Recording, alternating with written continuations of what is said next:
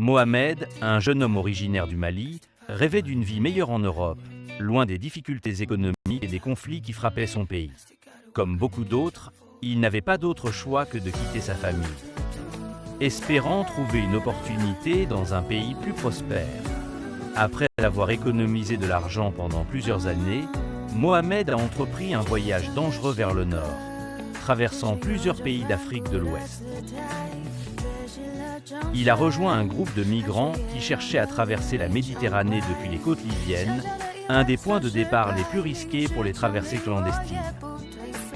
Finalement, après des semaines de marche et de voyages périlleux, Mohamed a pris place à bord d'un radeau de fortune, surchargé de personnes, pour tenter la traversée de la mer.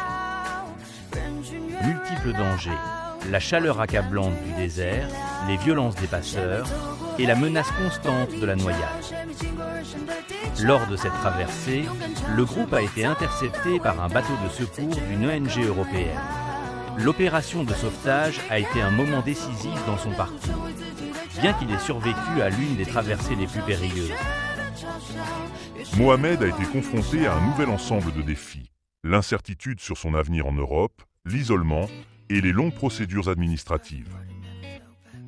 L'histoire de Mohamed représente la réalité de milliers de migrants qui prennent des risques extrêmes dans l'espoir d'une vie meilleure. Mais elle soulève également des questions éthiques sur la gestion des migrations, la solidarité internationale et la protection des droits humains.